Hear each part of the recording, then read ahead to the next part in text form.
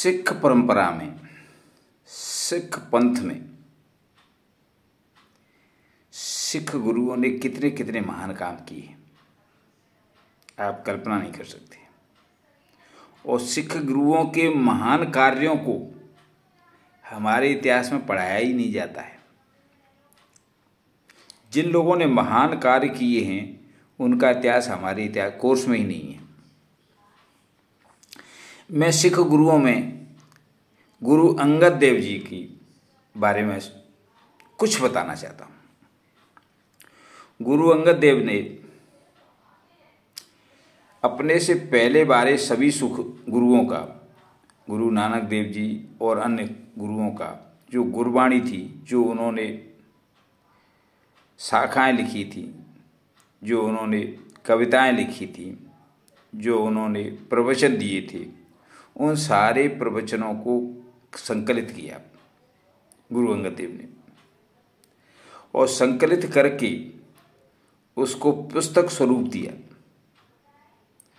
और जिस संकलन का जो पुस्तक बनी थी उसको गुरु ग्रंथ साहिब कहते हैं।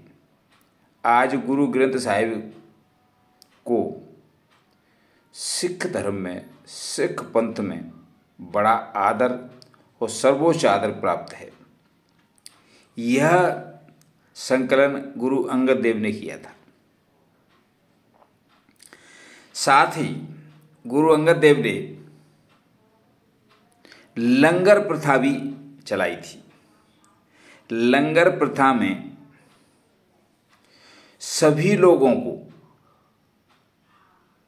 सेवा करने का मौका दिया जाता था। सभी के सेवा भावना को जगाने के लिए सेवा करने का अवसर दिया जाता था, और समान भाव से लंगर में खाना खाना समानता की भावना को जगाने के लिए किया जाता था। तो लंगर में कम से कम 3 चीज़ें, 3 भावनाएं तो जगती हैं। पहली भावना तो समानता का व्यवहार, दूसरी भावना सेवा का भाव, तीसरी भावना मिलनसारता, मिलना, एक दूसरे का सहयोग करना, ये मिलनसारता कहलाती है। तो गुरु अंगद देव ने सिख पंथ में सिख गुरुओं के द्वारा दी गई शिक्षा है, सिख गुरुओं के द्वारा लिखी गई शाखाएं, सिख गुरुओं के द्वारा लिखी गई कविताएं को संकलित करके गुरु ग्रंथ की स्थापना की और लंगर प्रथा की स्थापना की। और इसीलिए सिख धर्म में समानता का बोलबाला है। सिख धर्म में ऊंच नीचता कम है, नहीं के बराबर है, केवल लंगर प्रथा के कारण। और आप देखोगे कि कभी भी इमरजेंसी पड़ती है, इवन बीमारी काल में भी लंगर चला करके वो जन सेवा आज भी करते हैं। तो ये अंगद देव जी की प्रधान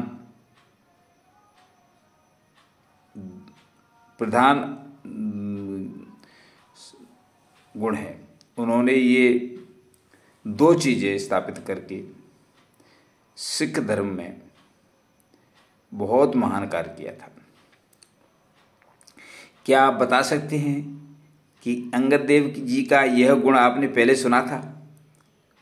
और मेरे ख्याल में ये बहुत कम लोगों ने सुना होगा, या तो कोई सिख जो साहित्यों को पढ़ता है उसने सुना होगा, बाकी आम आदमी ने नहीं सुना होगा।